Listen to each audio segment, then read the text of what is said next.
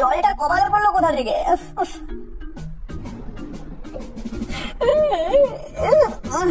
বাবা কি জ্বালা, জলটা পড়ছে কোথা থেকে? কি রে বাবা, বাইরের বৃষ্টির জল ঘরের ভিতরে পড়ছে, ঘুমের 13টা বেজে গেল। কি ঘুম পাচ্ছে বাবা, কি করে ঘুমাবো? খাটটাকে টেনে সরিয়ে দিই। হ্যাঁ টেনে সরিয়ে দেওয়ার ক্ষমতা আমার নেই, মাটিতে শুয়ে পড়ি। এইখানে শুয়ে বাকি ঘুমটা দেবো, যাক বিছানা ভিজে যাক।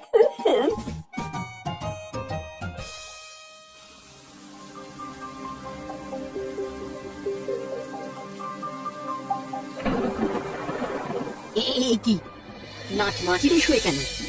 নাট, এই নাট, আরে কি হলো? ঠান্ডা মেঝেতে শুয়ে আছিস কেন? আরে কি হয়েছেটা কি? ঠান্ডা মেঝেতে কেন শুয়ে আছিস?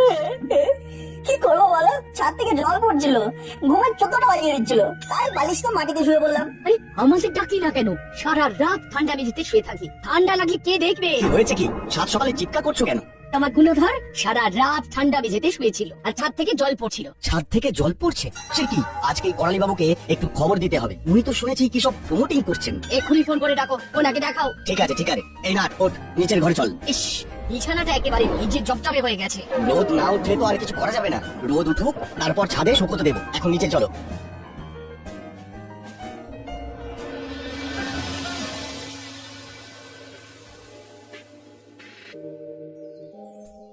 নিন মেশামশাই, বর্ষার দিন গরম গরম পকোড়া আর কফি। সকালটা বড় ভালো করে দিলে বৌমা, দাও দাও, পকোড়া দাও, কফি দাও, খাই।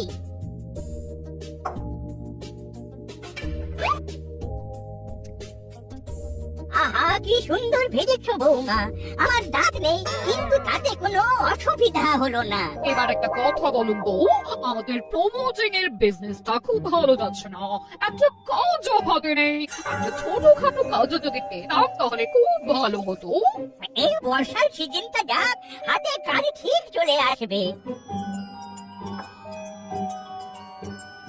বাবা এত সকালে আমাকে কি দরকার পড়লো?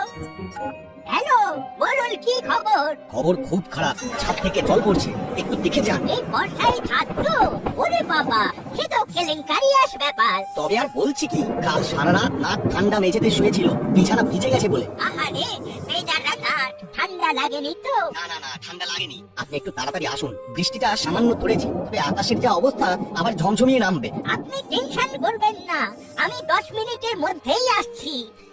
অনেক ধন্যবাদ।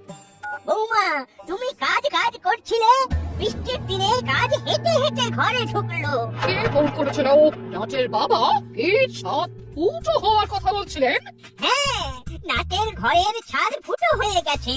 কাল সারা রাত নাট ঠান্ডা মেঝেতে শুয়েছে, বৃষ্টির জলে বিছানা ভিজে গেছে। আমাদের এখন ছাদ মেরামত করার জন্য ডাক পড়েছে। ছাদ সারাই ওতে আর কত টাকাই বা পাবো? আগে গিয়ে দেখি, তারপর তো বলবো কত টাকা লাগবে না লাগবে। খেয়ে নিয়ে চলো দেখি। দুটোকে ঘুম থেকে তুলে আগে খেতে দিই। এই হলো, ওখানে ঘুম থেকে ওঠ, ওঠ বলছি। বৃষ্টির দিন একটু ঘুমাতে দাও না মাসি, আজকে স্কুল নেই। ওই নেই তো কি হয়েছে, সকাল হয়ে গেছে, উঠে পড়বে। কোনো আর্গুমেন্ট আমি শুনতে চাই না। ওঠ ওঠ বলছি। এখনো তো ভালো করে সকালই হয়নি, রোদই তো ওঠেনি। ওরে পোকার দল, বৃষ্টি পড়ছে তাই সূর্য ওঠেনি। মেঘে মেঘে বেলা অনেক হয়েছে, ওরে পর আমাকে কাজে বেরোতে হবে। তাড়াতাড়ি তাড়াতাড়ি মুখ হাত ধুয়ে খাবার ঘরে আয়, ওদের জন্য গরম গরম পকোড়া আর কফি করেছি। এ আমাকে উদ্ধার কর, কাজে বেরোবো। ওদের থেকে যে শুরু হয়েছে কিছু বুঝতে পারছি না। আমরা বুঝবো না বুঝলি, যারা বোঝা তারাই বুঝবে। তোরা এই বৃষ্টিতে ছাতা মাথায় দিয়ে ছাদে দাঁড়িয়ে কি করছিস? হ্যাঁ, তোরা কিছু বুঝতে পেরেছিস? না আন্টি, বুঝতে পারিনি, সেটাই তো বলছিলাম যে আমরা কিছুই বুঝতে পারবো না। এই সেটাই তো স্বাভাবিক। চল চল তোরা নিচে চল। বর্ষায় ছাদ ফুটো। বর্ষা একমাত্র করালি খাস্তগীর, নানা খুড়ি খাস্ত মিত্র ক্রিয়েশন। একমাত্র বিশ্ব বিশ্বস্ত। ছাদটা ভালো করে দেখুন। নাটের বাবা এই ইট বালির ব্যাপারটা খুব ভালো বোঝেন না। এনার মাথায় কাঁঠাল ভাঙতে হবে। এখানে যা দেখবার দেখে নিয়েছি, এবার নিচে চলুন, ঘরটা দেখি। কি বুঝলেন? ছাদের অবস্থা তো খুব খারাপ। আগে নিচের ঘরটা দেখি, তবে বলতে পারবো কি অবস্থা। চল গুড্ডু, নিজের ঘরে যাই, দেখি দাদু কি বলে। চল পড়াই দাদু বাণী শুনে আসি।